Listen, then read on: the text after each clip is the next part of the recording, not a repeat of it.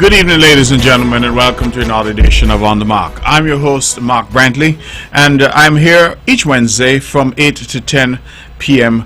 to bring matters that I think are of interest to you, the people of Nevis, and more broadly, the people of St. Kitts and Nevis. We, of course, have a broad diaspora, those who are living all across the Caribbean, those who are in the United States, Canada, the United Kingdom, and elsewhere. And I take the moment to wish all of you a very pleasant evening. I can tell you that in Nevis we've had a rainy day today, and tonight that rain continues. Praise be to God. We do need the rain, and so we're grateful for it when it comes. Tonight I hope that we can cover some ground together, but as usual I start the show by extending condolences to all those who may have suffered a loss. I extend best wishes to those who may be hospitalized or are ailing, whether in body or in spirit, and I pray that God will protect you and comfort you. I extend birthday greetings and anniversary greetings to those who may be celebrating, and of course when I get the information on the show I tend to call names because I have that information, but when I don't, I try to give a general greeting so that all of us know that we are connected and that your celebration, just as your moments of sadness, that it matters to us as we try to build a Nevis where we continue to be our brother's keeper and our sister's helper. Let us continue to try to work together. Let us continue to try and uplift each other. And I believe that all of those engaged in condemning, in denigrating, in bringing down our people, that they ought to be rejected, and soundly so. We cannot build a Nevis that is already so small if we continue to adopt policies which are intended to denigrate and disrespect such large numbers of people around us. And so I continue to urge that we use these platforms responsibly. Now tonight I will speak about a few matters, and then I will try to open the lines and have you, the people, weigh in on anything that is impacting your mind and anything that you think is of particular interest. On this show we say that we not only welcome, but we celebrate the fact that this is a show where ideas can contend. This is a show where we invite and celebrate all shades of public opinion. The only standard that we insist upon is that you be respectful. And I have noticed in the past that some have called in, perhaps with their political agendas, and that's okay. But when you do so, please understand that this is a show where we try to have a conversation. A conversation naturally involves, in our case, two people, and it involves you speaking, me listening, me speaking, you listening. That is the way a conversation goes. There are some who call the show and want to dictate what is said and how it is said and what responses they get. If you ask a question, you say, "Good evening, what day is today?" Please allow me the opportunity to tell you that it's Wednesday. And then we can have a conversation. That's the way it works. That's the way we were taught in school. That I think is only civil. And that is what all of us know to be good manners and respectful behavior. If it is your ambition to call in this show to be disrespectful or to use it as a platform for whatever agenda issues you may have, then please, there are other shows that you can call. This may not be the one for you. And that's okay too. We know what our standards are here at Von Radio. We know what our standards here are on the Mark, and we are not going to lower those standards for anyone. And so, just fair warning. For those out there who wish to call, we welcome your calls, but please understand that we demand respect, and respect is mutual. I respect you, you respect me, but more importantly, we respect the standards here at Von Radio, and we ensure that those who are listening around the world go away with the best impression of our island and our people. I keep saying that in a robust, and some may even say raucous democracy such as ours, there will be, and there will always be, a healthy exchange of views and a healthy difference of opinion. But differences of opinion do not need to descend to vitriol. Differences of opinion do not mean that we ought to be angry at each other. Differences of opinion mean that we express ourselves clearly, we hold firm to whatever it is we believe, but we are also willing to listen to what the other person has to say. Democracy, they say, is defending at the top of your lungs that in which you believe, but also defending at the top of your lungs your brother's right to speak what he believes. That is the democracy that we're trying to build here. And I am hopeful that the historians, long after we are gone, will say of us that in this period we laid the groundwork for a better Nevis. All of us have our entrances and our exits. All of us are on this stage only for a time. In fact, for a very brief time. I have been afforded the privilege of being in public life now for the past 18 years. It has been a long time, but I recognize that even the political career that I've had, that of course the sun will set. It is important to me that whilst I'm on the stage, whilst the people of Nevis have continued to invest their trust and confidence in me, that I must conduct myself and conduct the affairs of the island in such a way that I make my contribution. It is not for me to tell you that I'm doing well. It is for you ultimately to make that decision, and it is for the historians to write about this period. I would hope that when they do so, they will say of this show in particular, and the fact that it's raining outside, but here I am, that we are here rain or shine. We are here in good weather and bad weather. We are here in good times and bad times. We are here consistently because that is what our country requires. It requires us to show up. It requires us to be consistent. It requires us to be on time. It's something that I'm proud of. When you look at this show, I believe you can count on one hand the number of times that we have not kicked off this show on time. 20 years, that I think is a wonderful record that we can speak to. Our country requires us to show up, and I'm hopeful that history will be kind to us during this particular period. Ladies and gentlemen, this is On the Mark, and I welcome you to our show this evening. I start by discussing a few matters which will touch on politics, although I believe last week we had a very political show, and that I was able to demonstrate with evidence, as the young people say, with receipts, the continuous, consistent and vitriolic attacks by the opposition in Nevis on our young people.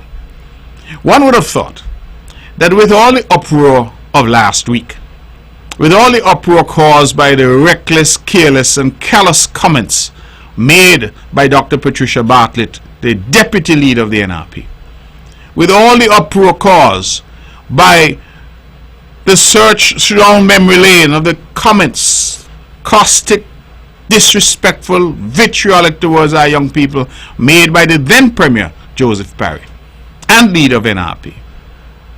When one looks at the comments castigating our young teachers, our young principals, our young members of cabinet made by Dr. Daly, the former leader of the NRP, one was able to see that there is a consistent pattern. And as I've said and continue to say, there may be new faces, yes, but it's the same old khaki pants.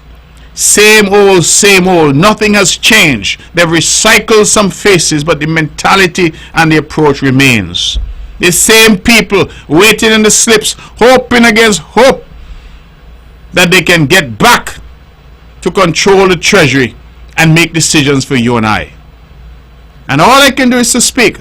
All I can do is to draw your attention to the facts, not fiction, not supposition, the facts. And one would have thought after all this uproar, the island and our people being concerned, our young doctors speaking out and being concerned, that the leader of the NRP would have come and said, this is not what we believe in. Would have come and apologized, because that's what leaders do. They lead. We have heard not one murmur, not one whisper.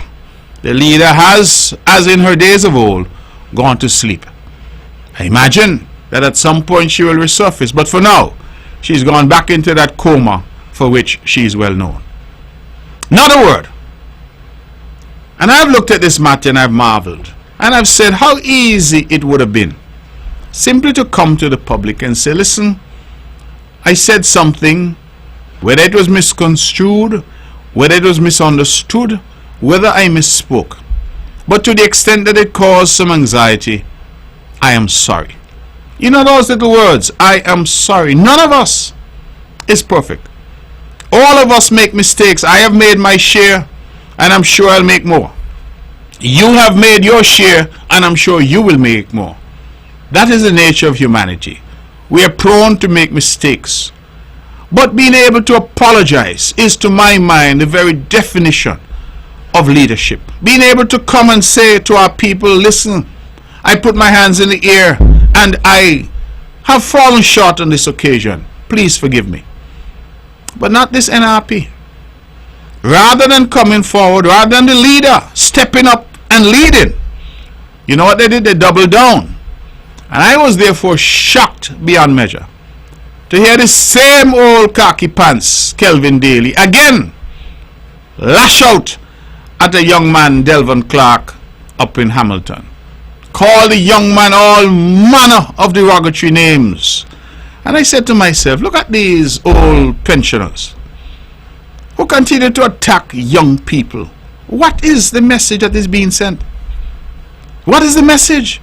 These are the same people who keep telling young people, we have the ideas, you know. We are the ones who can take Nevis into the future. Well, what is the future without our youth?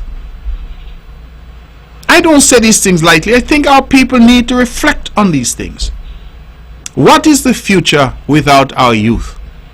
And if you are consistently as a party, remember I said it was the leader and premier in Parry, the former leader in Daly, the current deputy leader in Pat Bartlett, and all of them are consistent attacking young people, particularly young, educated, and professional people. Ask yourself the question, why? Are they threatened by young people? Are they threatened because the CCM has decided as a policy that we will elevate young people where possible? If we don't show confidence in our own people, well, who is going to show confidence in them?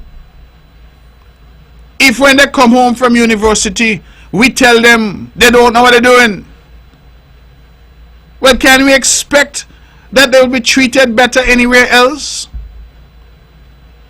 This notion that you have no honor in your own country ought not to apply to the island of Nevis. We must honor our people here. We must elevate our people here. We must allow our people to rise to the dizzying heights and command every sphere of our development. That is our role. We must let our people know, especially our young people, from kindergarten all the way up to university and beyond, that nobody's better than you, that you are as good as anybody else, and that you must be allowed an opportunity in your own country. I am not understanding what is so difficult about that to grasp. What is so difficult? On the one hand, you find the NRP saying, oh, we send people to Trinidad for training. Oh, we send people away to study. But ask yourself, what is the value of any of that? If when those people come back, you tell them, well, sit down in the back of the bus, you will not get an opportunity because we have no confidence in you. Because that is the very clear message. And up to now, with all of this uproar, you have heard not one word of apology to the people of Nevis. Not one expression. In fact, rather than addressing this, I see the leader jump and start to talk about something else. And see her trying to get a distraction. And I'll get to that. But these are real issues, because these issues go to the very heart of who we are as a people, and whether or not this island will be able to progress, and whether or not we will achieve that sustainable island state that everybody keeps talking about. You cannot achieve sustainability without your people. You can't talk it and leave your people behind. You must bring them with you. That is what leadership does. Real leadership does. Not denigrate and castigate and seek to tell our people that they're second class in their own country, that they must sit back Imagine I go to school, I do what I need to do. I get my first degree, I get my master's, I get my PhD, whatever it is. And I decide to come home to make my contribution. And when I come home, there's a party here at home, a political party, that I would think should be engaged in uplifting me, is telling me, go sit down. Go sit down. You not got no sense when you come out of school. You up a hospital treating people using Google. Those are the comments. Attacking. Why? I don't get it, ladies and gentlemen. I don't get it. But what I do get is that it has been consistent. When we play the clips from Mr. Parry, I'm told someone saying, oh, that done gone. Well, Mr. Parry may no longer be in active politics, but others who are in active politics are there. And the clips that we played were taken from their shows, public statements. I believe, and I say this sincerely, and I say this to my colleague in Parliament, the Honorable Janice Daniel Hodge. If you have any leadership in you, I think that one of the best things you can do for yourself, your party, and this island is to take those jokers you have off the radio. Tell them take a vacation. One of them boiling rum up in the house, tell him go and figure out the right formula for the Hammond that he's producing at his house. Stop these people, because these people are burying you. They're burying your party. And when I asked about the fact that the leader has said nothing, not one word has the leader uttered, not one sentiment expressed on behalf of herself and her party to say this that has been said by these individuals does not represent me and does not represent us. No, not a word. And it therefore strikes me that the tail is wagging the dog, because the head clearly is not in control. We understand how she became the leader. We understand how she was handpicked from St. Kitts. We understand all that. We have all the details of how the arrangements were made. And interestingly enough, those arrangements were made to deny another young person, Cleon Stapleton Simmons, from leading the NRP. These matters are now matters of public record. They're well known. So we appreciate that this leader of the NRP was plucked up and asked to take this position when, for the 20 years prior to that, not a soul in Nevis knew of her, because she had not involved herself in anything. But that is perhaps for the historians. My point is that even in the selection of their leader, there were all the machinations against a young woman, a young lawyer, qualified in division in Cleon Stapleton Simmons. They maneuvered until they pushed out of the party altogether. That's their business. That's not my business. But you can see example after example after example of a party that is aligned itself against young people, particularly young, educated and professional people here in Nevis. We can't build Nevis without them. And these attacks, as I said, my free advice, tell some of these old men you have attacking young people, go home, go sit down. Who boiling rum, tell them go boil the rum. Who playing cricket, tell them go play cricket. Who driving bus, tell them go drive the bus. Tell them go sit down, because they are creating, I believe, this atmosphere in the country. I have come on this program before, and I have set out, for example, how these programs that the NRP has, they've had callers calling in, talking about shooting people, talking about revolution and getting guns, right? We had one of the idiotic announcers talking about people like me need to be shot. These are the things that they've been saying. And as somebody reminded me just today, they said unless we can stop that level of venom and hatred that is being spread by these people, at some point, some impressionable person out there is going to be moved to put words into action. And I don't believe that this island ever wants to see that day. I don't believe so, because some seem to forget the old Jamaican adage. You know what Jamaicans say? Same knife stick sheep, stick goat. Don't expect that if you incite people to do things, that when they are incited and they've done their things, that others will simply roll over and take it so. So they say if you don't want nothing, don't start nothing. Let us return to civility in terms of our dialogue, and let us return to a debate about ideas for the country, not this constant, incessant drumbeat of vitriolic, hateful attacks against our people. So as I said, rather than apologizing, quelling the uproar, and yes, last week there was an uproar.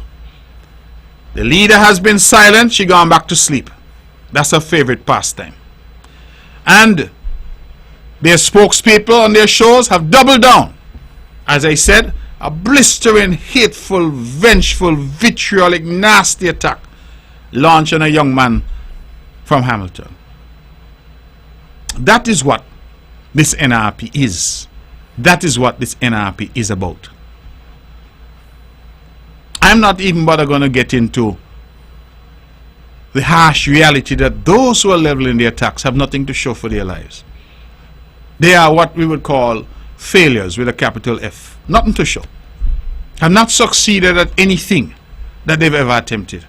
One of them, I'm told, had a passion fruit patch, and not even that he could manage.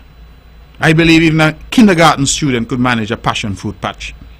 But yet these are the individuals who are pontificating, who have an opinion on everything, who are there to tell you that they can take Nevis to the next level. Them can manage a passion fruit patch, but they can manage Nevis.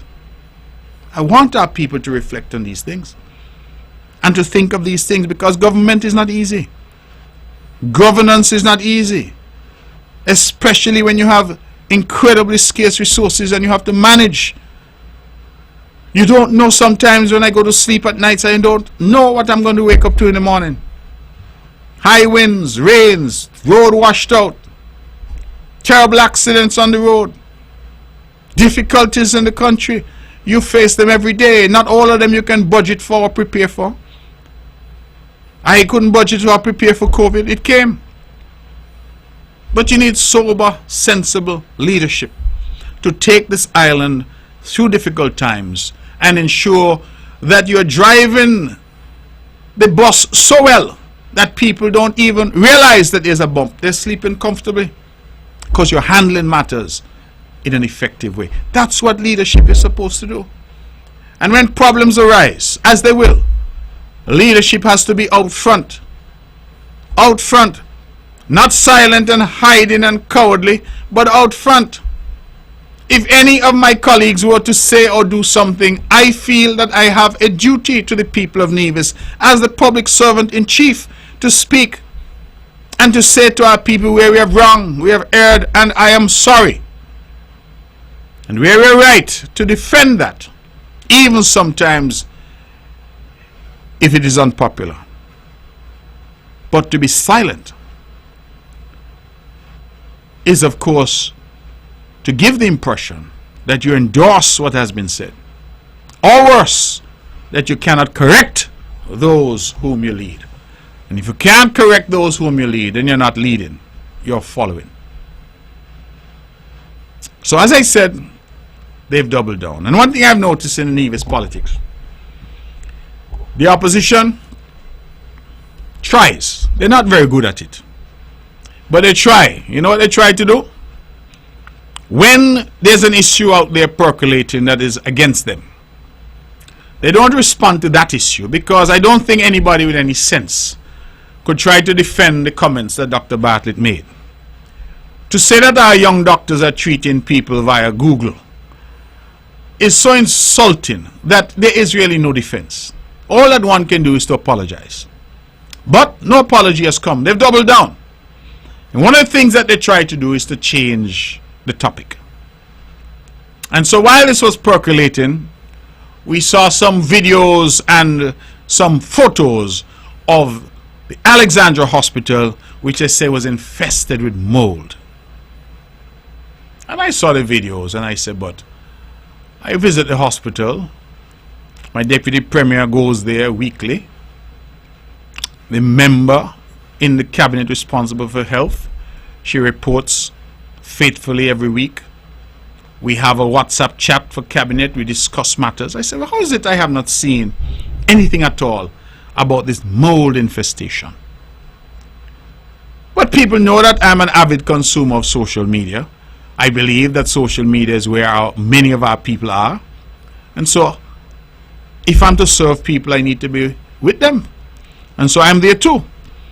So I saw this thing percolating and people were sharing and commenting. And of course, our people are who they are, so they see something and they react. And who would not be alarmed when they hear that the hospital, our primary institution for health, is infested with mold? That was the headline. And this, of course, was shared around because I understand the conversations happen and people say, boy, this thing attacking young people no sound good. Let me get a new topic to trend. So they share it and they talk about it. And I said, well, how is it I have not heard anything about this? And so I reached out to my colleagues to inquire, to our officials in health to inquire, only to find out that this area is an abandoned area at the hospital, you know. The hospital, as we know, like many buildings in Nevis, has a stone facade. There is stonework that is associated with it. A lot of these buildings are now, some are over 100 years old. And what has happened is that in some instances we have put in modern amenities like air conditioning into these buildings, and the result has been that the moisture with the stone, it has created an environment for mold.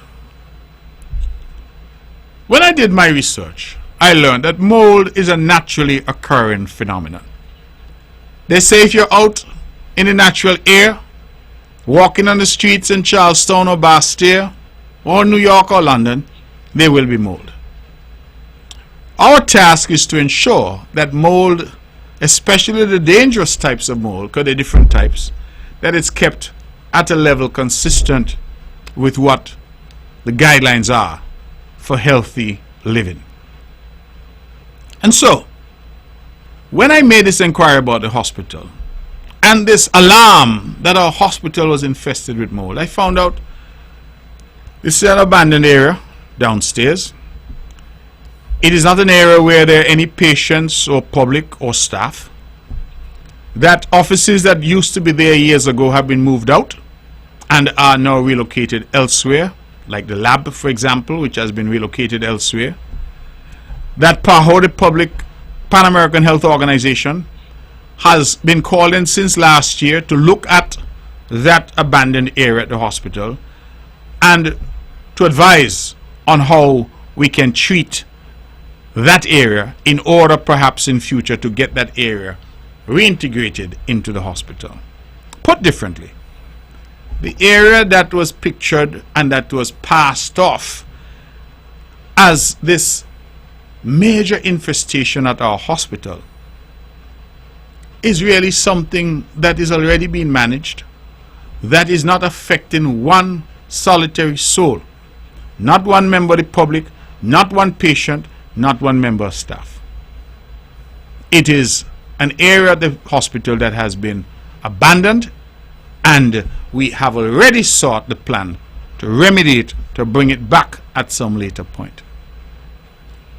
That is what was put out by the NRP, and that is what caused all the uproar. And you know something, ladies and gentlemen, I've said to my team, listen, our job is to give the public accurate information. I come here every Wednesday. I'm on social media and I engage. I have a press conference every month. In fact, it will be this month on the 28th. The first premier of Nevis to have a press conference every month. I'm very proud of that. It was an innovation that was introduced under my premiership. Every month I face the press. And that will be on the 28th of January. There are ample opportunities to engage with the public. And I have said simply, the news may not always be good news, but let it be accurate. Let it be the truth. Some may like it, some may not like it, but let it never be said of us that we try to mislead the people of Nevis. And I have governed, and my team understands that we ought to govern in that very simple way. We are straightforward. And so the Ministry of Health put out a statement, and they made it very clear what the situation was in relation to mold. There is absolutely no suggestion, no truth that our patients, our staff, our doctors, that they are in any way, shape or form being impacted negatively. None. And it reminded me that I believe it was perhaps 2 years ago or thereabouts. My phone started ringing. Somebody said to me, "What are you doing about this cockroach infestation at the Ivor Walters Primary School?" And I said, "What? That's my alma mater. I pass that school every day. I'm not aware of any such thing." They said, "Yes, somebody had it up." And of course, the usual suspect. The man who the Calypsonians call the CFBC man. Put up a big post about the cockroach infestation at Ivor Walters Primary School with a photo of the biggest cockroach I've ever seen in my life. When I see the cockroachy, me and I'll get frightened. The man who put up no picture of no ordinary cockroach, you know. That was no Nevis cockroach, you know. The man put up a picture of what they call a German cockroach. He go all the way to Berlin or maybe Munich and find the biggest cockroach he could find and put it up on social media and say that my alma mater, the proud Ivor Walters, is infested with cockroach to the point where they had to close down the kitchen. Well, I couldn't believe anybody could be so mischievous, lie and bad. So I jump on the phone right away, called the principal. I said, "My goodness, what is happening at Ivor Walters? I had no report of this." The principal said, "What are you talking about?" "Sir Brantley, what are you talking about? The kitchen is down there right now preparing lunch for the children. There's no problem at the school." I said, "What you mean?" "Nothing tall go so. A lie just made up." And I want our people to understand these are the same people who keep coming week after week, day after day with some new story. And Nancy has nothing on them. Nothing on them. Story time. And that is the concern that I have, because a lot of these so-called, I don't know, what are they, fiction writers, storytellers? They are telling these stories ultimately because they want to get into government. They want to paint a picture of this island of chaos and confusion. So when I called the principal at Ivor Walters, she was as shocked and surprised and dismayed as me. Because she said, "No cockroach up here. Neither Division, Kittitian, Antigua, nor German. No cockroach up here. We are now preparing lunch for the children as usual, and there is no such thing up here." I later heard the same author of this falsehood, the stranger to the truth, go on radio, go say, "Somebody tell me so, you know, and me didn't check. Somebody tell me so." So I'm saying to myself, somebody tell you so and you not check, you just run up. Where you got the picture from? You go on Google, grab the biggest roachy you could find and put it up and say, "But this is Ivor Walters," creating alarm and confusion in the country when nothing tall goes so.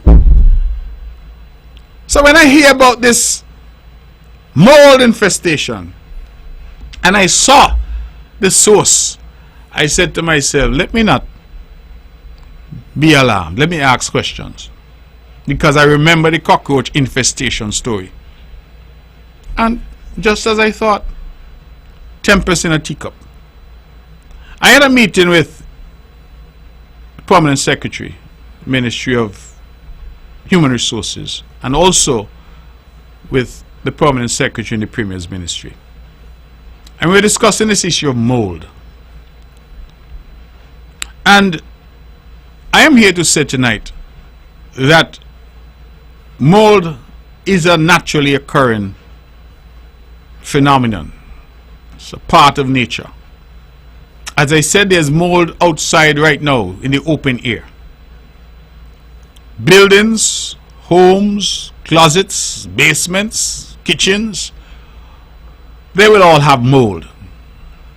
There is no environment that is natural that would not have some element of mold. The issue really is not the existence of mold. It is a question of whether or not the levels of mold are such that they will cause health issues.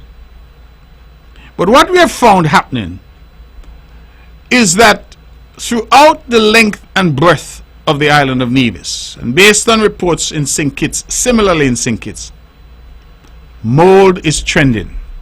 One of my permanent secretaries used that language, and I thought it was interesting. He said mold is trending. Because you can come to work, you can say your throat feels funny, your skin is itching, and you say the building has mold, and therefore you want time off work. You can go to the doctor, and the doctor says you have elevated levels of mold, and you come to work and say the building has mold, and therefore you must be off work. Mind, we don't know if that mold is mold that you contracted or came into contact with at your place of work, or at the gym that you go to, or at home where you live. But more and more mold is trending. It is the number one issue now for absenteeism in the public service is mold. I am not here tonight to suggest that anyone is being dishonest when they talk about what they're experiencing from mold. But I am concerned that mold, because it exists everywhere, it may not necessarily be at work. It could be mold that you're coming into contact with at other places that you frequent, including in the home.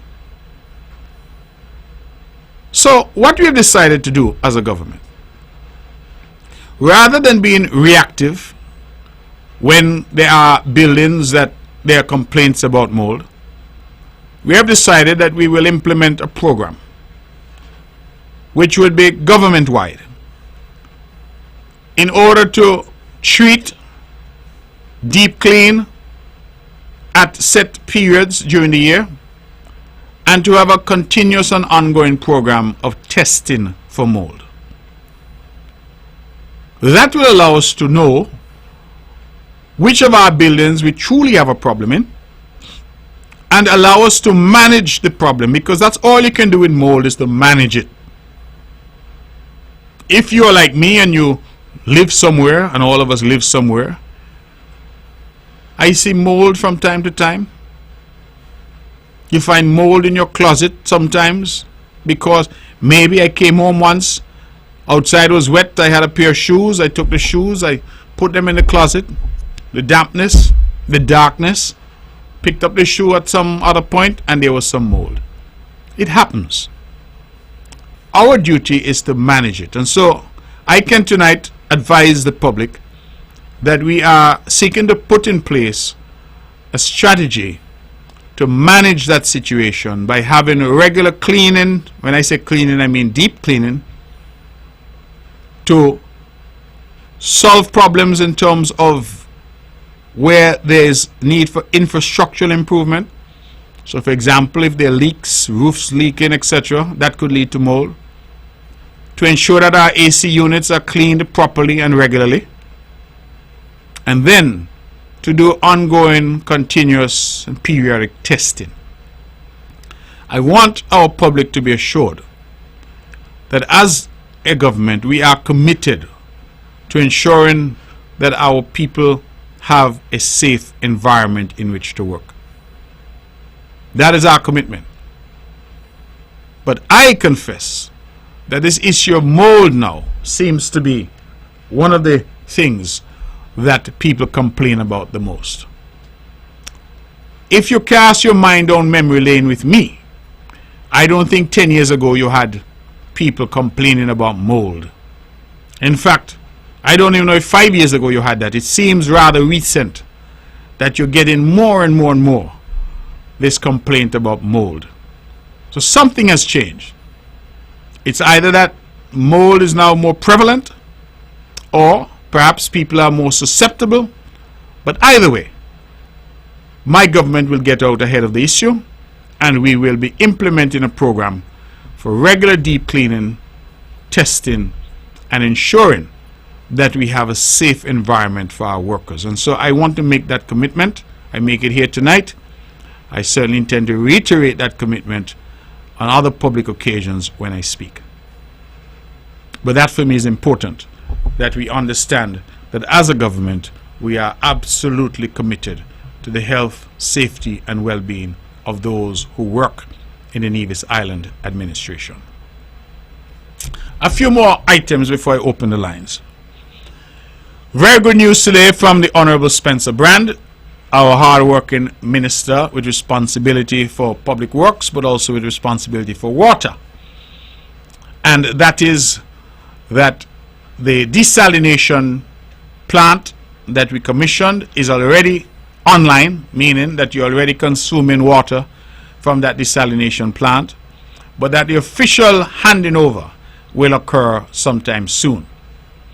You also would have reported that our very high yielding well at Maddens, which we expect to give us somewhere close to 400,000 gallons a day, that well, the connectivity to the system is complete, and we hope that that well is going to go live, meaning that the water will be in our system very shortly.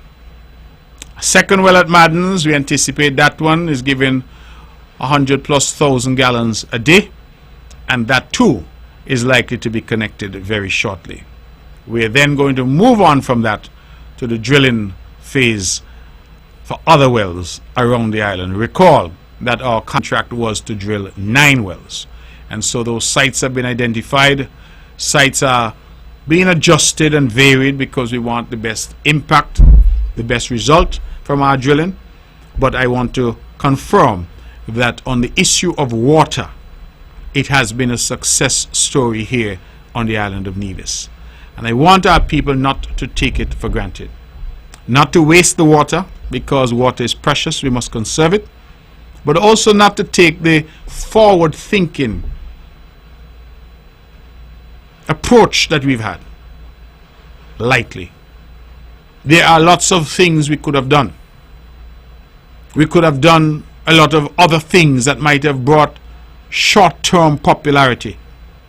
Instead, we opted to use the limited money we have to invest in long-term sustainability for our island. You cannot build a country without water, without a regular access and supply, regular access to and supply of water. You can't attract another hotel or major development without water. And we took that decision. We invested first in a brand new distribution network all across Nevis. Replaced all the old cast iron pipes with brand new polyurethane technology. That was phase 1. Phase 2, we bought tanks, new tanks. You go up to Stony Hill, you go up to Spring Hill, you go up there. It's above Brown Pasture up there. Forgot what the area is called for the moment. But you go around, you see the investment, Pond Hill, in new storage tanks all across Nevis. We have now decided to invest in new water. That is finding more water. Desalination plus drilling. And we are at a point now where when that new well is connected, that we will be finally in a position to say to the people of Nevis that we ought not to have any water issues for the foreseeable future. Now, I'm not here suggesting that something can't go wrong. But if all the predictions and all the forecasts are correct, I'm proud to say, under the leadership of this government, and more specifically the leadership of the Honorable Spencer Brand, that our water woes are now a thing of the past. Which of our neighbors in the Caribbean can say that? Which of our neighbors can say that they have nearly 100% penetration in terms of water and access to potable water 24 hours a day, 7 days a week? That did not come about by chance, and I want us to reflect on these things. We could have spent our time wasting the resources. We could have spent our time in public discourse cussing people, but we spent our time working. And some whose chorus is that nothing is happening. They're driving every day on the brand new water mains they don't even know. Or they choose not to know. Maybe I should use that language. But I believe it has been a success story for us. And I'm proud of my team because we have delivered in relation to water for the people of Nevis. Without water, there is no life. Without water, there is no agriculture. Without water, there is no construction. Without water, there is no development. We have invested in that, and I want our people not to take it for granted. In similar vein, we have been working with the Ministry of Health and with the government of the People's Republic of China and Taiwan. Republic of China, Taiwan, forgive me. And the Taiwanese have been our best friend all of these years. They have constantly asked, how can we help? How can Taiwan help? And they started this recycling program, which has seen thus far our effort to collect, bale and ship plastics off this island. I am proud that under the leadership of the Minister, the Honorable Janelle Nisbet, and her team, and the very strong leadership that we've had at the Nevis Solid Waste Management Authority from the board and from the manager, Andrew Hendrickson, Murray as we know him, who's a very strong advocate for the environment, that we have thus far been able to ship not one but two 40-foot containers of baled plastic off the island of Nevis. Well, the minister would have reported to the cabinet today that we are now taking it to the next level. And over at Solid Waste, I'm saying these things because most of us would not drive over there, so you may not see it. But over at Solid Waste, we are now undertaking with the Taiwanese and with assistance from the Taiwanese a significant investment of over $500,000 US in a new processing facility, a new recycling facility that will allow us to do much more than we are currently doing. When you hear about sustainability, you hear about the environment, you hear about protecting what we have, I want you to reflect on these things. That what you're seeing in us, in government, are deliberate policy actions taken to allow this island to achieve its goal of being the best place in the world to live, to work, to do business, to raise your family. And I am very proud of our achievements thus far. I will end my soliloquy with this one last bit of information. And that is to say that the Royal St. Christopher Nevis Police Force, Nevis Division or Division C, which is now headed by Superintendent Carty, that they have indicated that we have had an 11% drop in crime across all categories on the island last year. And I am prayerful that as we close out January in short order and we get into February and into March and into the rest of the year, that month after month we will see that ongoing reduction in crime and criminality. It is not difficult to do. All it requires of our people is for us to be disciplined and responsible. When the urge comes upon you to do something, resist that urge. Be disciplined and responsible. And consider the impact of what we do. Just last night, ladies and gentlemen, some vandal thought it fit, after closing hours at the Bath Stream, a project that all of us, whether you support this government or not, must be proud of, because it has transformed that Bath Stream, a project that many of us put our heart and soul in. I would mention, for example, Sylvester Meade, because he was there night and day. A lot of our local artisans, our local landscape designers put their heart and soul into that project. It is now a project that is fit for us as kings and queens here in Nevis. And as I like to remind us, when we do something, we do it for us. If our visitors enjoy it, that's extra. So we've created a project there. Our locals can use it without let or hindrance, no cost.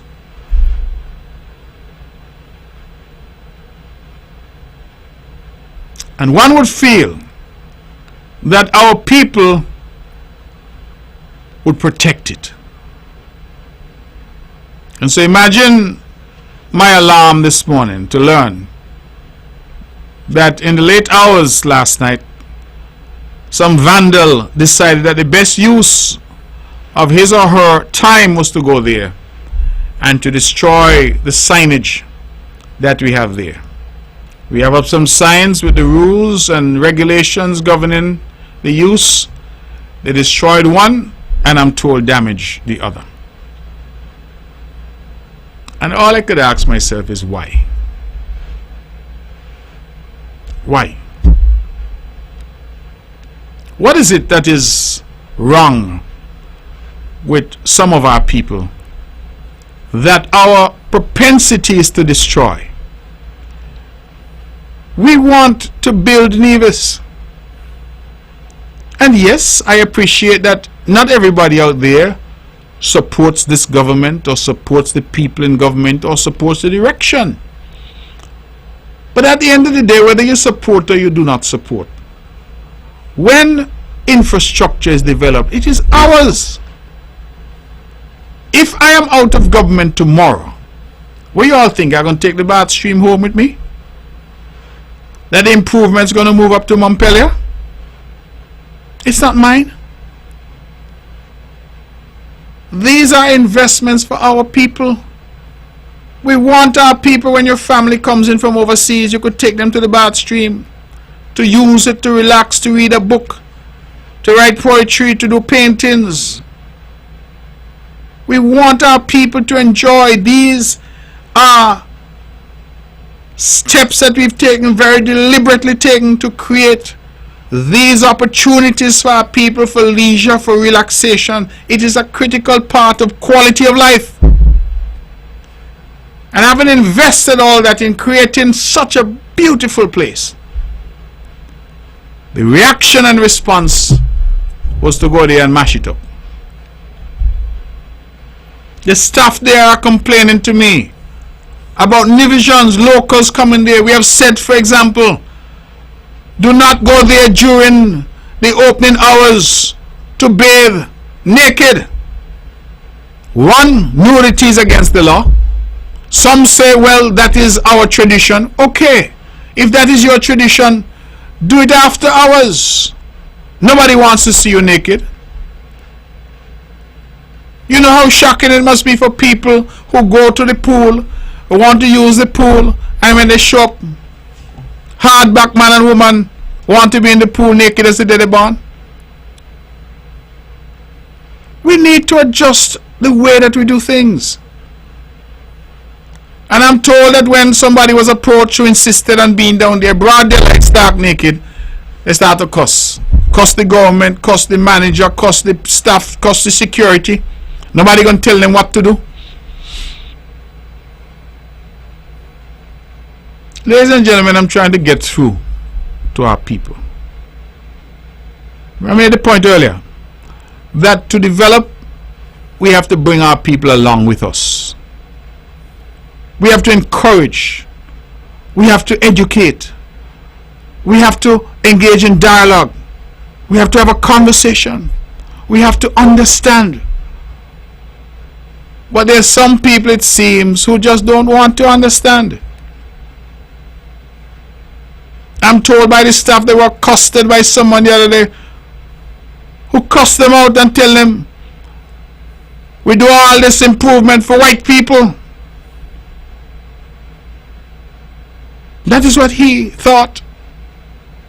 Not that he could come there with his family on a Sunday afternoon and have a wonderful time relaxing, but that we did what we did for white people. I don't know who these white people are. Because everything that this government does, we do it for the people of Nevis. White, black, red, pink, orange, we do it for the people of Nevis. But it speaks and says something to this individual's psyche, the way they think. That what the improvements have been done there are somehow not for him. You all lift the standard down there. I don't lift it for me. Which is almost saying that he doesn't feel that he's at that standard. And I'm saying to our people, every high standard you are entitled to. We are not less than. You must be able to go there and bask in what we have done and pound your chest and say, I'm the vision, and help us protect it. Not go there to destroy it. Help us protect it. And so I end on that note. It is just about 9 o'clock. I've been speaking for some time and I'm going to open the lines now. The numbers are 869-469-1616 and 869-469-1700. If you want to be a part of the show, those are the numbers that you can call, and certainly we'll give you an opportunity to state your piece. And so we go straight to the phones and say, good evening, you are on the mark. Michelle, good night. How are you, my dear? They didn't have any radio, they didn't have any internet. Where is this? Ephesians 6 verse 11 and 12. Put on the whole armor of God, that he may be able to stand against the wiles of the devil. For we rest not against flesh and the blood, but against principalities, against power, against the ruler, the darkness of this world, against spiritual wickedness in high places. Happy New Year and thank you. May God bless you. Well, thank you very much. We really missed you last week, so I'm happy that you're back. All right? Okay. Thank you very much, and thank you for your scripture. Usually our first caller always is something of her choosing, but something that is useful and uplifting from the Bible. We're taking your calls, ladies and gentlemen, at 869-469-1616 and 869-469-1700. And we go straight back to the phones and say, good evening, you're on the mark. Hello, good evening. This is Mavis. Hi, Mavis. How are you doing? I am good. I took a picture of us because I was going to send it to you. I went to the hot bath this morning at 5:30. 5:30 I was hot bath. And still the damage to the side. And my heart broke because it's like, here's the information to guide people. You just spend some money and they just come and willfully damage it. At first I was wondering if it was a donkey. But then when I look at it and the way it was broken, I know it was done by human. And that was malicious. When they damage the other side too, there are two. Yeah. They mash up one entirely and they damage the other one. Okay. And this is not, it is something kind of common that we need to break, and it's something we want to break in the school where children willfully take a rock and throw it in the chair. A big hole is formed. Even in the toilet and they throw in a stone. In these kind of things, and they just keep saying a government one. So treat it anyhow. And we have to start half penalties. Just like any bad driving on the road, we have to start giving penalties. Otherwise, people are not going to do better if they're not feeling the consequence of it. Then before I was mentioning that they should put a membership charge to the bank, $100 a year. The guys when they were picking up and whatever. I said, but how you think the bank getting clean? How you think these going? When it was being done before this project, it's volunteers, but I never see you come to volunteer. But I have been there with Idol and all the others volunteering sometimes when I can make it. And so it's things like that we need to know that nothing free. Nothing free. And we need to start accepting that we want something. We have to prepare it and we have to maintain it. So that's my contribution for tonight. Thank you very much, Mavis, and I entirely agree with you. We have to protect what we have. Yes. And, you know, we look at the Bath Stream, we look at the Malcolm Gishard Park, we look at the improvements at Pinneys. These are all projects I think our people can be proud of. Yes. You can go to, you can relax, you can take your family. It's a nice, clean atmosphere. But we need to protect it. And if our people are going to go out there and vandalize it, right? It makes no sense. No good. Mm-hmm. I like to feel proud when my family come in, who have been here for a while, and say how neat this nice stuff, and open them out in, that, I sat down here, look, up to last week we had some visitors, was amazed with Pinneys development, the Pinneys Beach development. It's like, come on people, it belongs to us. We are not the pig that want to stay in the mud. No, we have to get away from that mentality. You know what all people say?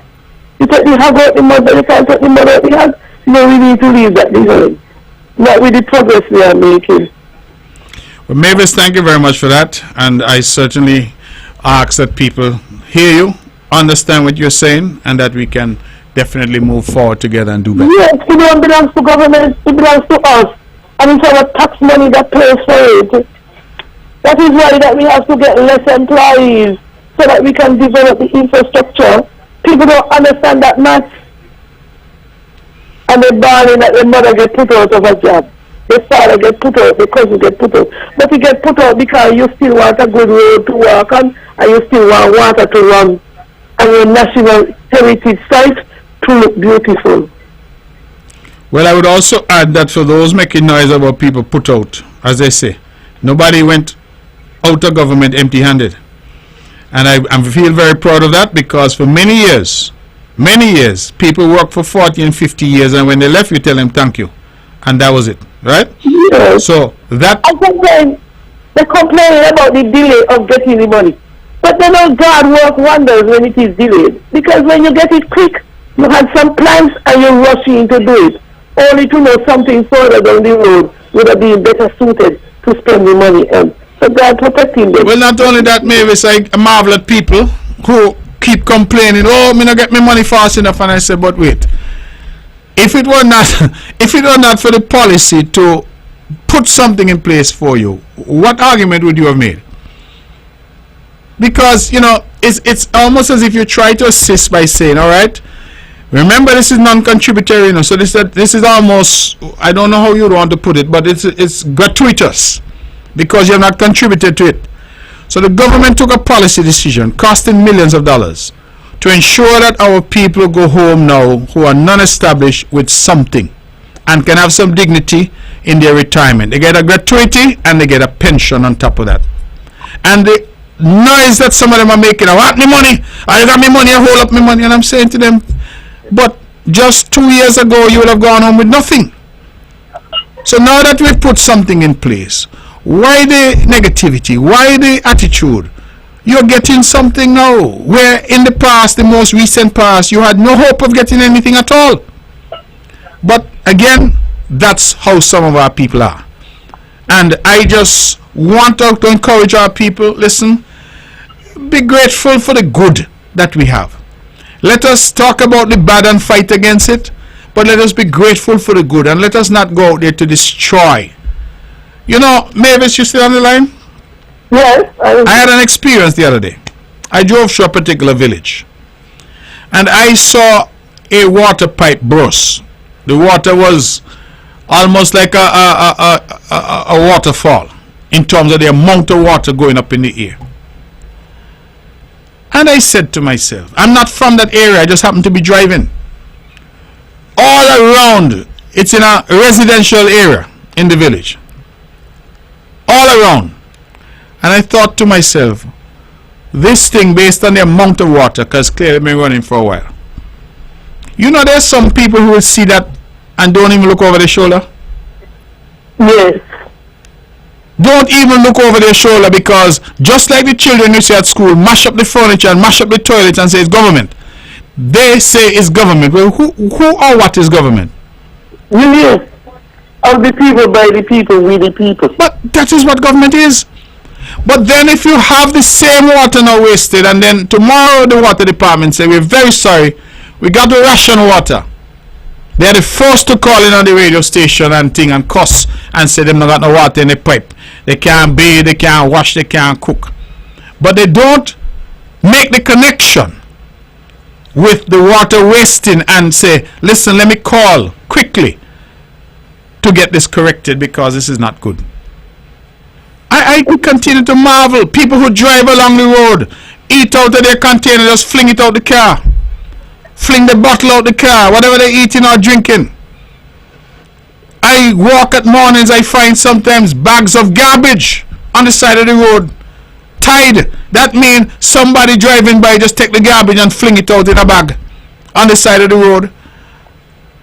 How do we reach these people? How do we get our people on board? Because if you're willing to just fling out your styrofoam container with the chicken bone out of your car, fling out your Guinness bottle, fling out your Fruta bottle, whatever it is, your water bottle, bring your garbage and throw it out. Fellas who are taking garbage in trucks, fridge and stove and just dump it into the guts. Well, I shudder to think how they have the house, because I can't believe that you could keep your house clean and be so willing to be nasty elsewhere. So these are some of the things. But when you talk about something, you know, people get vexed with you, you know. Well, I don't have no friend in the Navy's no more, because I just talk what I believe. It's not a work. But it's like no civic pride, no sense of pride, no respect for what you do have. It's a lack of respect. As simple as it is. It's a lack of respect. All right. Thank you for your call. You're welcome. And you do have friends in Nevis. People admire you greatly. Thank you. We're taking your calls, ladies and gentlemen, at 469-1616, 469-1700. And we are discussing various matters that are impacting the island of Nevis and the wider Federation. I invite you to call in and to be a part of this program tonight. This is our second, is it, program for the year thus far? Second or third? Second for the year thus far. And so we look forward very much to engaging with you and hoping that God gives us health and strength so that we will continue to engage for the rest of the month and for the months ahead. This program now has been consistently on the air every Wednesday. It has become a fixture in the last 2 decades, and we are truly grateful to all who continue to listen, who continue to call. This is your time to call. 869-469-1616, 869-469-1700. Ladies and gentlemen, as we wait for the phones to ring, I will continue to try and provide some updates and to say to you that the NIA has been working assiduously. We have certain plans and programs and certain investments which we hope that we will be able to make positive announcements on this year. I think those who know my style of management of the island, I am not one to jump out to say this is going to happen until I am fairly certain that it will happen. But I am excited because we've had some excellent meetings, some excellent engagements, and some investments that we would have made in people and in relationships are starting to bear fruit. Let me go to the phones and take this call. Good evening, it's 10 past the hour, you're on the air. Good night, Honorable. How you doing? I'm doing well, thank you. Listen, it's so shame to hear that you're speaking about the past. It's really shameful. You know, and we as the black people, you know, I don't sometimes want to know what happened to a lot of us. And it's what happened to us. It is really, you know, bother me, Honorable. Honorable, now you are speaking about the water. Listen, in the deep where the government getting left, right, center, backward, about water. Tell me, what's happening under the water? People ain't water to bathe. In the BVI? Yeah, days under water. Oh, wow. Days. The heck you are fixing it properly? Down there is water on the radio station and water every day. Water every day they get in. There's people in water to bathe first. And remember. And people didn't even say getting their water fixed properly. So what's the cause? What's the problem down there with the water? What's the problem down there? Yeah, meaning why is it that people can't get water? What's the issue? You do some desalination down there, I think, right? Yeah, remember down there. Remember they have hills and things like that. But it's like take a step and deal with it. You understand? But the government now neglecting water, left, right, and center. The Norwegians should glad they get in their own getting water to bathe. Because people don't make ball for days of mineral water. Days of mineral water. And you should be glad that you and your team fixing the issue. And the blacks we are speaking about just now, my wife just come from down there. My wife just come from down the data skin. Just come along there. And come on, people need to have some pride. Yes, black people need to have some pride, man. You know, when people, I just speak, when they up and on talk about mashing up, put a hot in. Give me a hot in, you know? Put in the country to a cost. And the other thing again, I want to speak. The guy down out there selling bad thing about the country. Who the hot in? Let me hot in you. Because when the people come into the country and they see the difference, that is what losing. Because right now, I am up here. And Honorable, right? You got to run there really good. I see no dust, nothing. You know, and people have to have some pride in the country. You understand? And I just have my water. You would like to hear the word that goes every the government don't get a lot of words because there's them people in their water. If you don't have a system, couple smoke your pipe.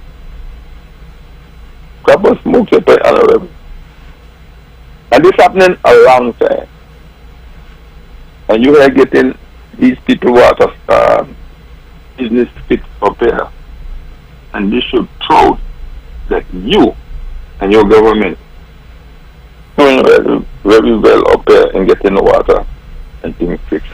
And the people who doing the bad, come on, man. Do better than that. Who you hustling? The past, number had a river. You've been listening to most of the show. Man, just say what I have to say. Who get next? Because I got some people who don't listen to this show in the BVI. Sometimes they listen to me and they get vexed. No problem. Everybody anybody that like you.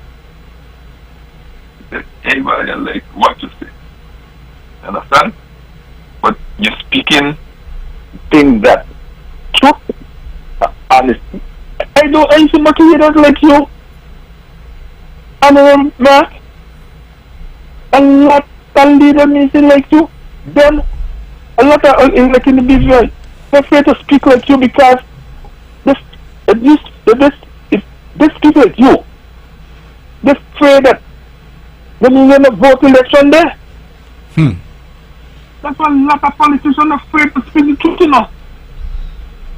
Because next election time, when you voting for it, and that's why a lot of them are afraid to tell and talk about what's going on. But I let somebody call in and listen to the show. Thank you for listening. All right. Thank you very much for that. I do appreciate it, and I appreciate your call, and I hope and pray that the good people of the British Virgin Islands will get the water problem sorted out. But these testimonials, I think, are useful because when we talk about how effective we have been in managing the very, very small pie, as I call it, the crumbs that we have here in Nevis, people get upset with us. The BVI has a significant budget, and then the BVI has the benefit of old Mother England, which can act as a long stop. We don't have that. But yet, here we are in terms of our infrastructure. Here's the scholar from the BVI saying, for days, sometimes they don't have water. Can anybody in Nevis say that? In fact, can anybody in Nevis even remember the last time that they would have been out of water for any length of time? And so I, of course, pray that the issue will be resolved in the BVI. But these testimonials speak volumes to what we have been able to accomplish here on Nevis. And that's why I've said that our people ought not to take these aspects of progress on this island for granted. Do not take them for granted because they've come about because you've had a government that is taking legitimate, deliberate steps to spend money in a particular way, which is going to pay long-term dividends for our people.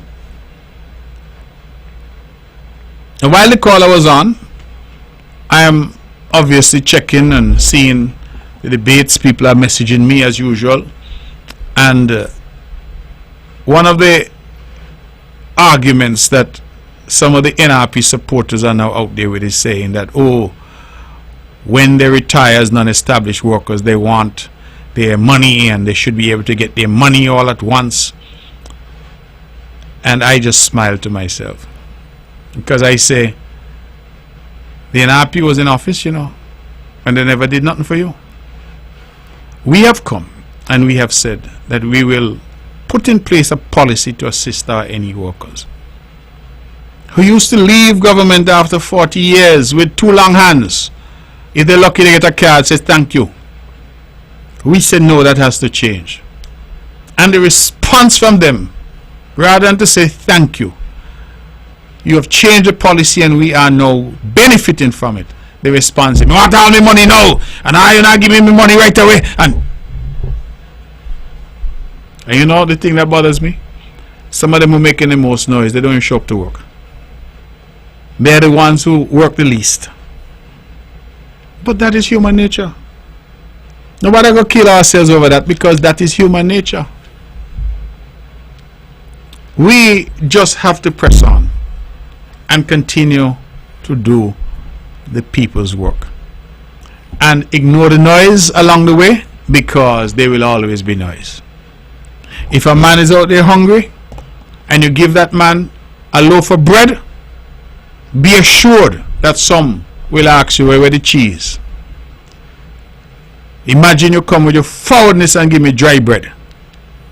Others will say, I was starving, thank you for the bread. It's human nature. And so I'm not going to worry myself too much over that. my team and I will just press on to continue to serve. Now, I would have reported on a massive quantity of furniture that was received courtesy of the Windsong Foundation for the benefit of our schools here on the island of Nevis. The Honorable Troy Liebert, our minister, would have reported today that the high schools have been outfitted and that we are shortly to outfit our primary schools in terms of furniture. And I am happy for that, because it means that all of our primary schools will benefit from this very, very generous gift from the Windsong Foundation. And the total, I believe, is something over, I said it last week, 1,300, just over 1,300 desks, and the same in terms of chairs, all coming out of Canada and shipped here. We have received 4 40-foot containers. I think we are due to receive another few, and then we should really be in a good position to get our classrooms in the best possible shape for our students. Again, ladies and gentlemen, investing in a sustainable, sensible way. We could have said to Windsong Foundation, oh, do something that, you know, will bring some momentary joy. So he said, let me have a party, let me have a big party, let me have a big jump up, let me have a jam session in town. But when you don't jump up and jam, you ain't got a desk in school to sit down, chair to sit down in, and a desk to work at. When you don't jump up and walk up, you don't have no water home. You go home sweaty and water off. We must reflect on these things. What is better? What is better may not be what is most popular, you know. It may not be what is most popular, but what is better? I made a comment in the last budget debates at the national level, and some claim they were offended, but I said that I would wager that if the public were asked, do you want a double salary, or should we fix the water problems plaguing the people of St. Kitts, especially in places like Keon, I would prepare to wager that most would say give us the double salary, because they prefer a short-term personal gain than the country to be on a path that is sustainable and that yields benefits for everyone over the long term.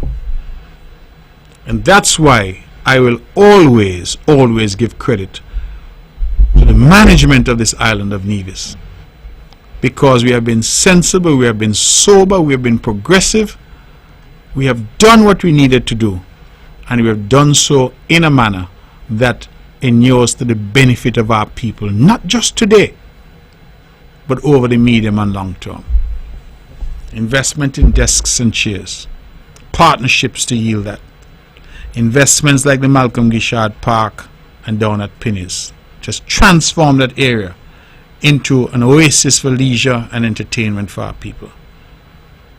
Investment at the Bath Stream, investments at our heritage sites across the island, ongoing investment at our hospital, investments in terms of NEVLEC and generators, investments in terms of water, investments in terms of agriculture. When I hear the refrain that nothing is happening, investments in terms of infrastructure, roads, road network, I challenge anybody. I saw something put out by my friend Hayden Hughes in Anguilla, the minister in Anguilla, I think yesterday, say Anguilla is trying to eliminate dirt roads and to provide paved roads in the communities. I said, dirt roads in the communities? Them things are alien to the Nevisians. We don't know what dirt roads in communities look like. Here we got a dirt track here and there. Yes, we have roads that need proper fixing, I will readily admit. But we don't have no communities here that are served by dirt roads. We have gone past that long time. I saw something in Jamaica where One of my colleagues, their minister, was celebrating the fact that a particular part of her constituency now had pipe water. And you see people, they're turning on the pipe like a public pipe. And the kids there and thing, and people rejoicing that the community now had pipe water. In 2025, Nevis gone past that light years ago. I am simply saying that our people must cherish what we have.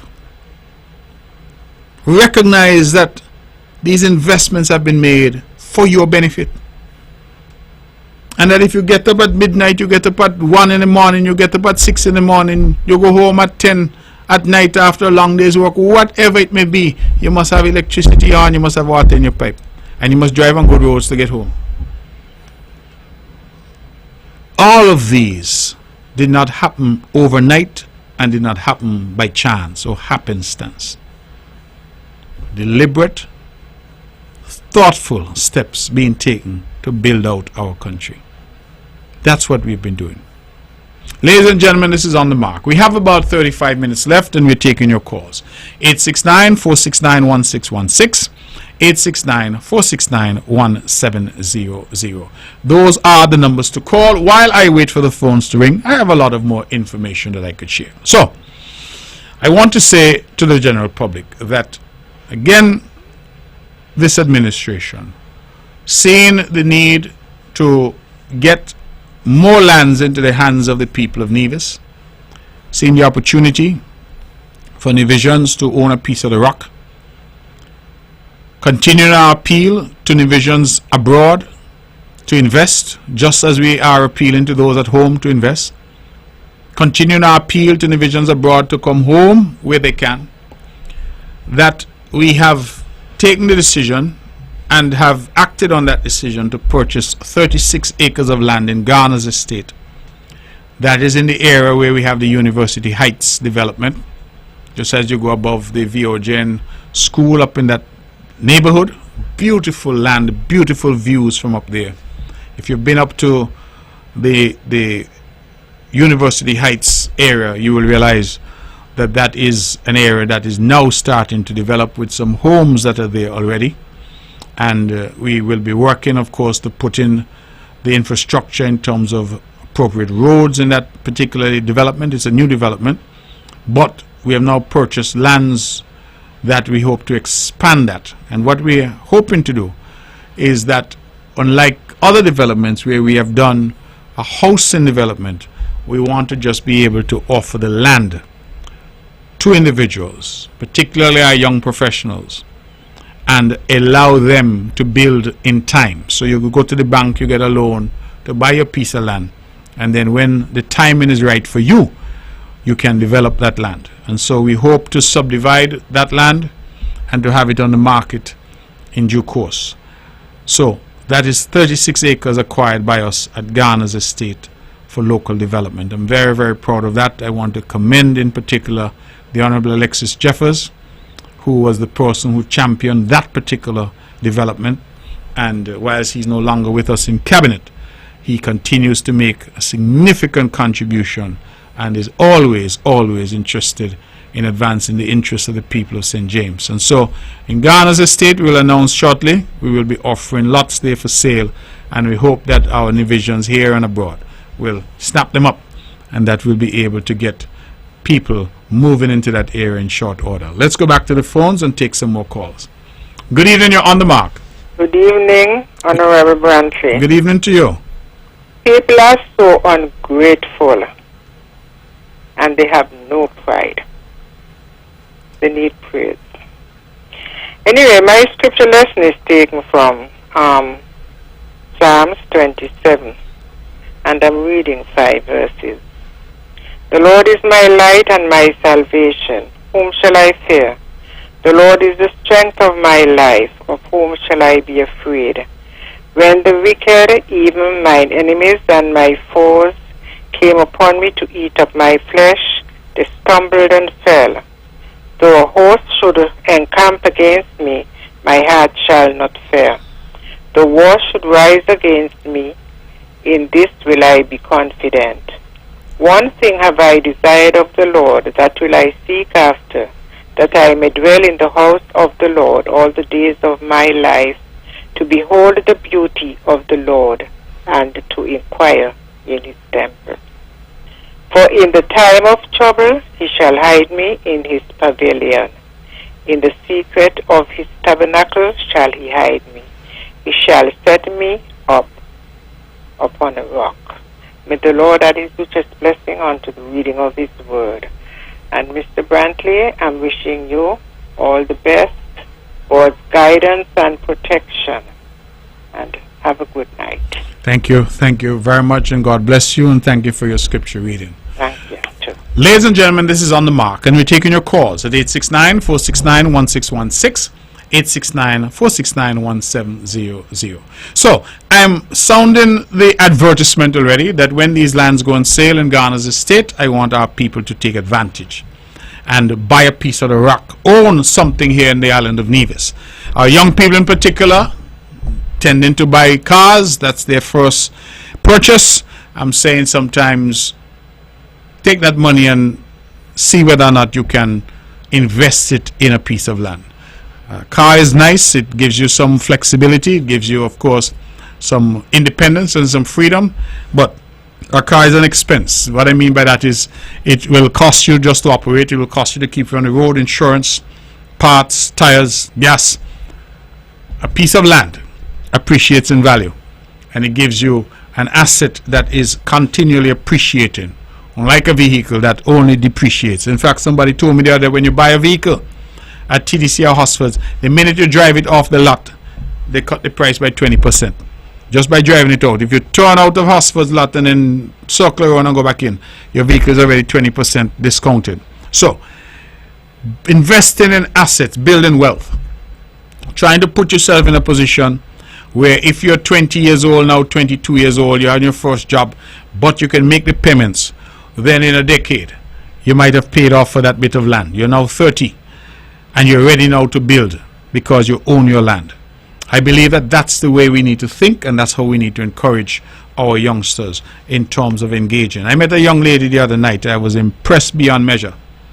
She tells me she's 24 years old, and she says she works 2 jobs.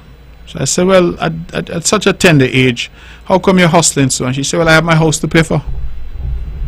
And I thought, 24, you have your house to pay for? She said, yes, I have my own home. I own my home, and so I'm doing what I need to do to pay for my home. And I was really impressed with her. Pleasant, hardworking, knows what she wants, has her own home. She's 24 years old. I think that we need to encourage our people, and land ownership is a significant way to ensure that you're put on a path to building something sustainable for yourself and for your families. So Ghana's estate is going to be a major development for us, major subdivision, and once we go on sale, we hope to sell out very quickly. We want our people to take advantage of that. We hope to put that on the market very soon. Today, ladies and gentlemen, you've heard me talk about our diaspora.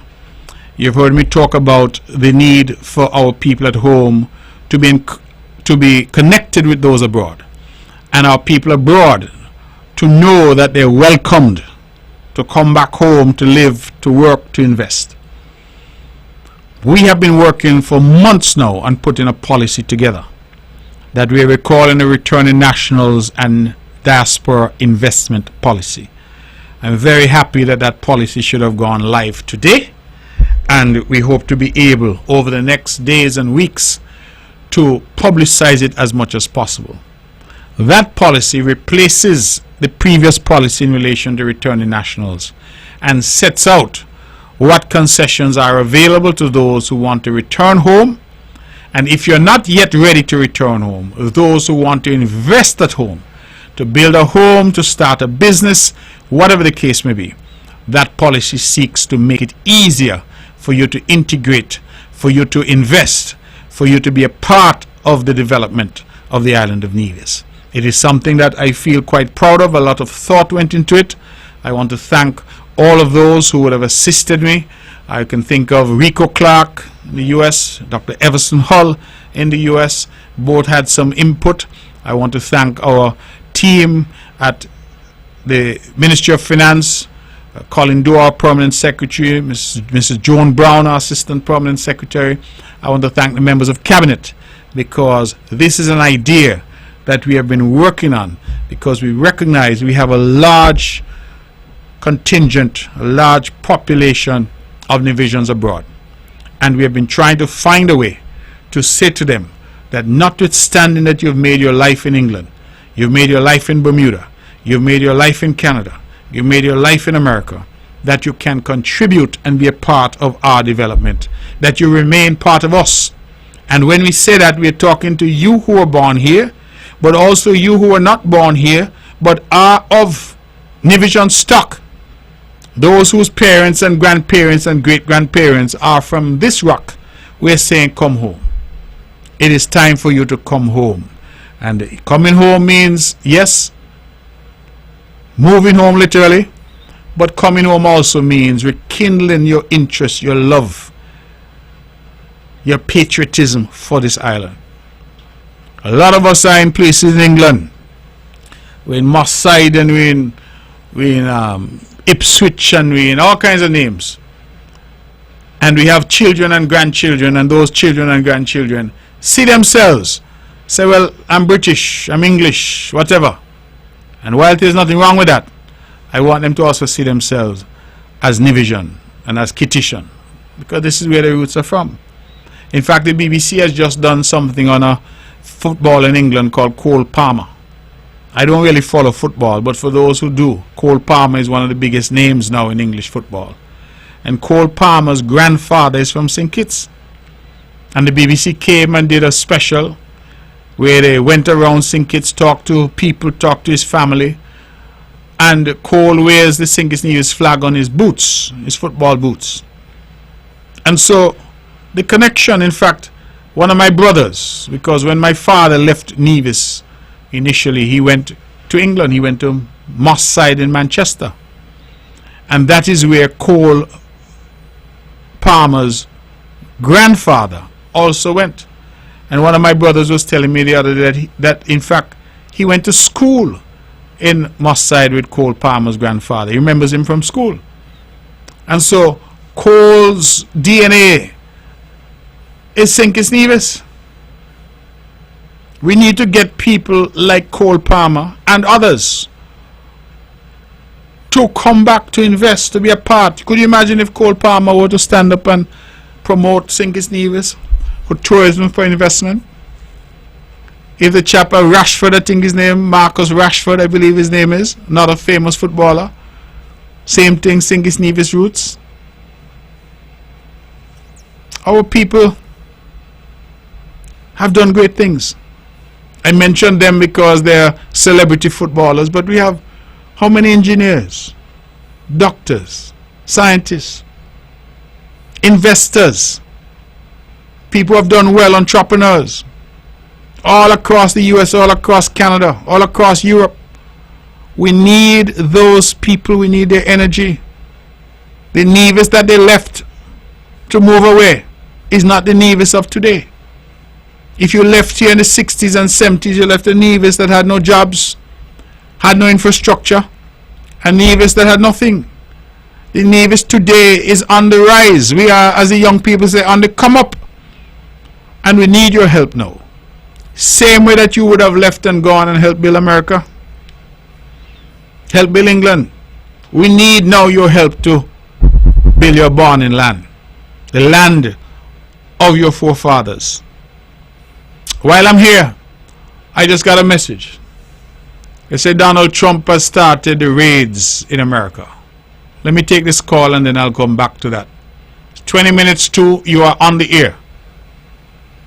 I just speaking about England. Yes. You know, nearly all education name is Nevisian. Every time you speak to a person out of St. Kitts, the people from Nevis, it seems like they are nobody in St. Kitts. It seems so. Every time you speak to a person out of St. Kitts, the parent, the uncle comes to it. It looks like the Nevisian when St. Kitts left.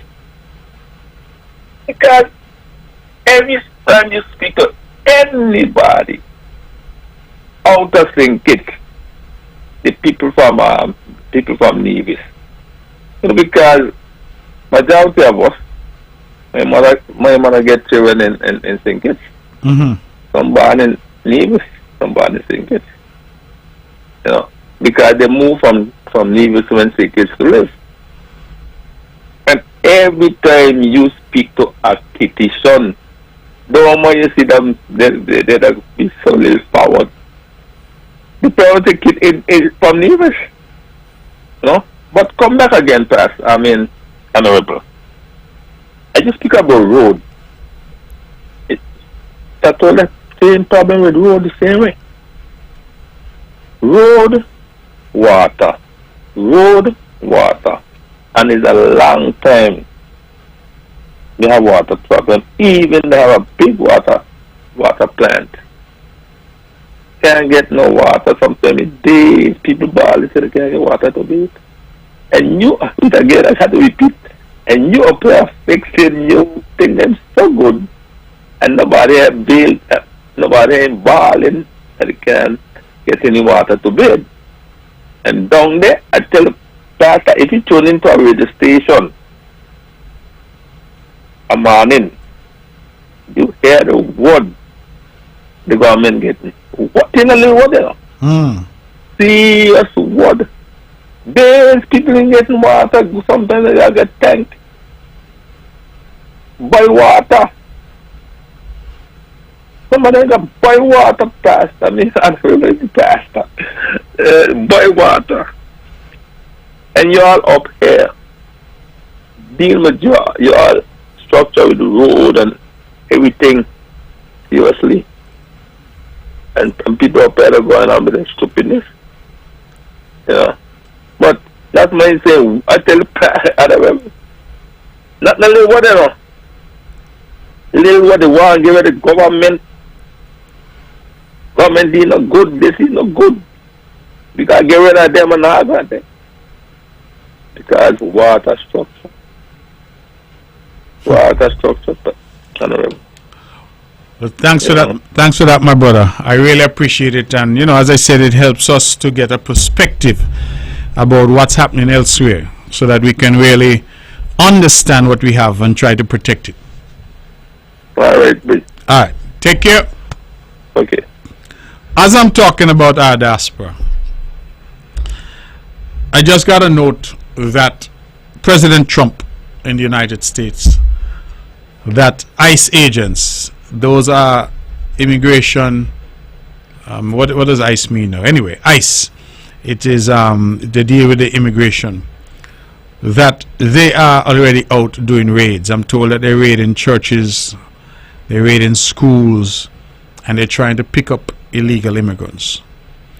Now, I have not had an opportunity to go online to check for myself, but if that becomes pervasive in America, it means that it will have implications for our region. We know that the United States of America has the largest concentration of Caribbean people outside the Caribbean. Why? Because it's the richest and most powerful country in the world, and it is very close to us. But if President Trump carries through on what he says he's going to do, it means that we might start to see a lot of people coming right back here to St. Kitts and Nevis, because they have been living in America illegally for some time. Now, I am hopeful, of course, that something could be worked out for them. But I'm also saying to our people in America and Canada, wherever they are, never forget that you have a home. Never forget that you come from somewhere. And whilst you may have gone 10, 15, 20, 30, 40 years ago, and even gone illegally to try and better your circumstances, don't let nobody take no forwardness with you. You come from somewhere. You come from a place that loves you, and you have space here for you. And I say that because I mean it. I am not going to go to anybody's house who don't want me at their house. I am not going to sneak in through the window And when I'm there, them a look for me or put me in handcuffs to throw me out. When I have a house of my own. And that is why we're putting things in place here on the island of Nevis. The government has been thinking about these things. And we're saying to our people out there, listen, the best thing that you can have in life is peace of mind. You could have money, you could have good health, you could have house and land and car, but if you don't have peace of mind, you're still poor. And I know, because I try to put myself in that situation, I wouldn't want to be getting up, go on the train, go on the bus, go to church, have my child in school, go to work, and find that there are agents there searching, asking for my ID, asking for my papers. I would not want that. Never forget that you have a home. You have a land from which you came, a land that is proud of you, and a land to which you can return. Never forget that Nevis and St. Kitts, I can't speak for Prime Minister Joe and his government, but if you're born here, you're born here, that you have a place here for you. I mentioned from the last census that we desperately need people. We are growing, but we're not growing fast enough. And for a little island like Nevis of 36 square miles to have only 13,500 people tells you that we have room. Bermuda is 22 square miles with 65,000 people. So we are 1.5 times the size of Bermuda. But Bermuda has 5 times our population. So there's room to grow. I'm inviting our people. If you are in those people's countries illegally and you can't find a pathway to legalize your status, don't stop up there, run up and down. Have nobody kick down your door.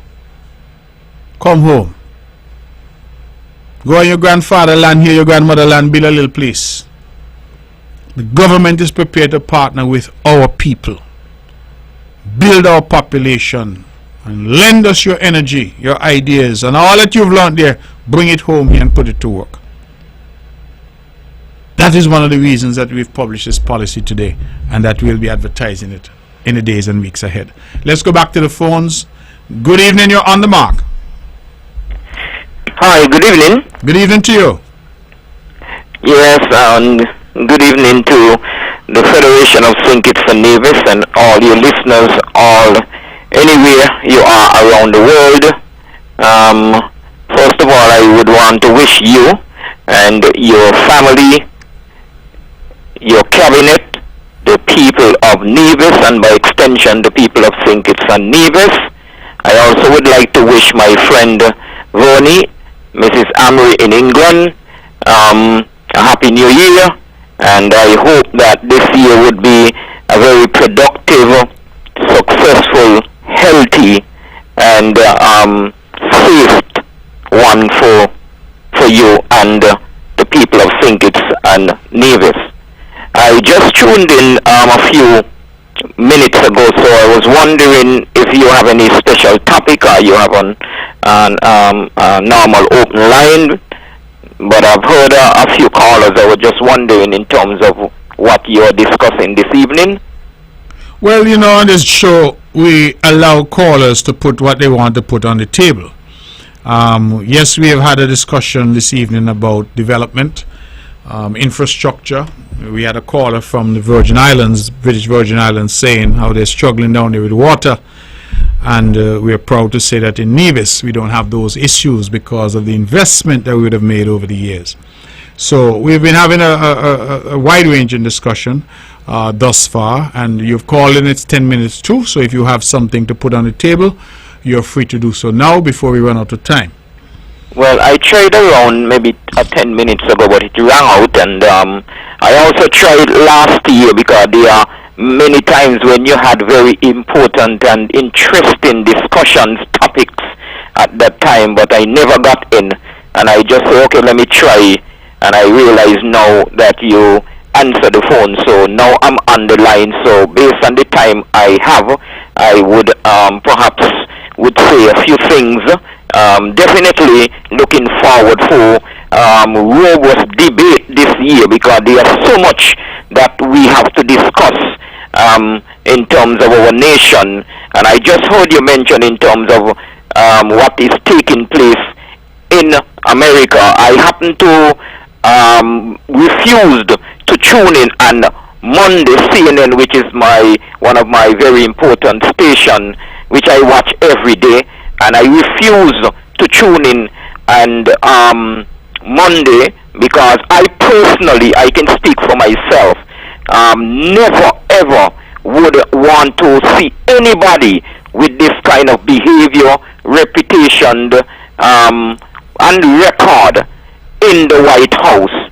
And far as I am concerned, Donald Trump, based on his behavior, based on his record and other things, has disqualified himself from holding public office. Yeah, but caller. We understand that is your opinion, and on this show all opinions can contend. But whatever your opinion may be, the people of America have voted. I understand that, but that's why I'm saying I am speaking for myself. Right. So I just wanted to just state that I have absolutely no interest in Donald Trump, and I refuse, I'm telling you, to watch whatever took place and on Monday. I am very interested in which you rightfully mentioned, because it depends on his decisions. It could backfire in terms of the Caribbean, and also, which is very important, in terms of what it can do to the people of St. Kitts and Nevis. All of us here in the Federation have some sort of interest, family, friends, I mean, you name it, who are living in America. But we will leave that discussion for another time. I just also want to say that the best party in the Federation would have celebrated 60 years, and we had our gala on Saturday, which was very, very, very successful, sold out. Many persons continue to called, and no room was there for them. But we know that they were there in their hearts, even they could not be there in their presence. And the many thousands overseas who would have gave their support and their wishes, and they wish they were here, but for different reasons they couldn't come. And as I said, we couldn't accommodate everybody. We even had a representative from your party, CCM. You would have seen Alexis, and also your deputy premier, and also we would have had a representative from the NRP, both parties in Nevis, because I think the People's Action Movement happened to be the only party in the Federation, in St. Kitts, that work with both parties in Nevis at some point in time. And the People's Action Movement would have been the best party in terms of what would have benefited the people of Nevis. And I'm extremely proud in terms of our record over the years. But I would also leave that for another time, because this is something that I would definitely would want to discuss in the future. We have so many issues here in this country that we have to discuss, that we have to tackle. And there are many things that would have happened over the past over 2 years since we would have put this government in place. And I can tell you, I am extremely disappointed. And yes, people would say, well, there is no benefit that the government would have brought to the country. Well, that is the only reason why the government was elected, to bring benefits. That was the reason. And that is why I get very upset when people ask in terms of if the government have not done anything, because what the government was elected, or if the government have not done anything good. But the only thing a government has been elected to do is what is good. And when you do good, you are not doing you are not doing any favor. You have not done any favor to anybody, is what you were elected to do. And we have all these loaded issues in the country. And also, I must say, my sympathy goes out to all the people in the Federation who would have suffered the loss of a loved one, especially in the recent accidents started especially last year, and even just the other day, losing a few months old baby. And that was really, really, really unfortunate. So we urge all these people on the road, using the road to be responsible in their discretions. Responsible. The life you save might just even be your own, or your family, your friend, your loved one. Very, very important. Mark, I can tell you the foolishness and the nonsense that I have witnessed, experienced on the road just the other day, what I had to do to avoid accident. Why these callous and careless drivers who do not care. And we pleading, you have many programs, I mean, you name it, over the years, over the year, over the few months, and we have been asking them to be responsible, and to make sure, because it creates a lot of problem. People now losing life that are lost, and that loss come with a cost. Who is going to bear the cost? And these are things. We have crime, which really is no benefit to nobody. Crime, those in crime. When you're involved in crime, where you end up? The hospital, the cemetery, or the prison. No benefit again in crime. And there's so many areas where you can benefit as an individual in the country. We have sports and all kind of different things. And speaking of sports, let me touch, because there's something that is very, very important to me, which is sports. And I also, as a sport lover and a commentator, in reference to cricket, the government named and announced that they will name the stand in Warner Park after, and I would have mentioned to you last year, in reference to the celebration that we would have experienced in the future before it happened, which I told you that St. Kitts would be celebrating having our first player.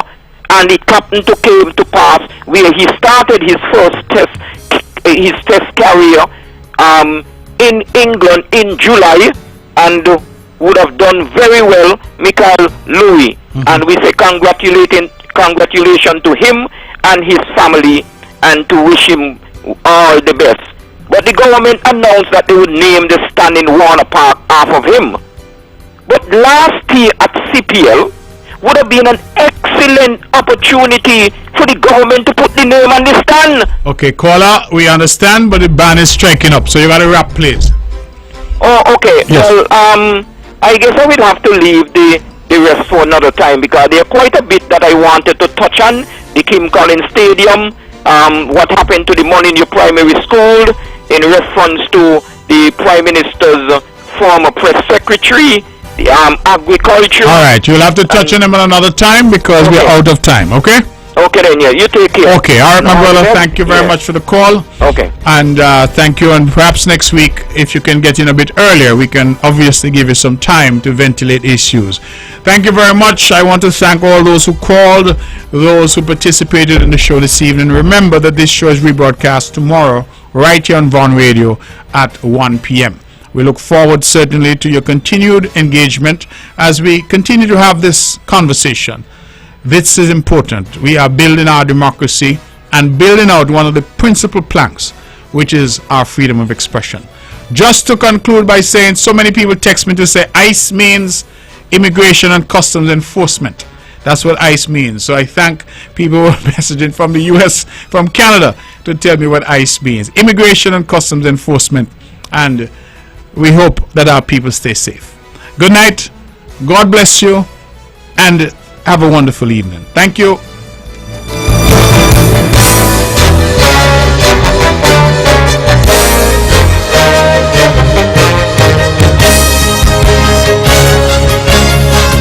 and opinions expressed on the preceding program were solely those of the participants and do not necessarily reflect the views of the Nevis Broadcasting Company Limited or its advertisers.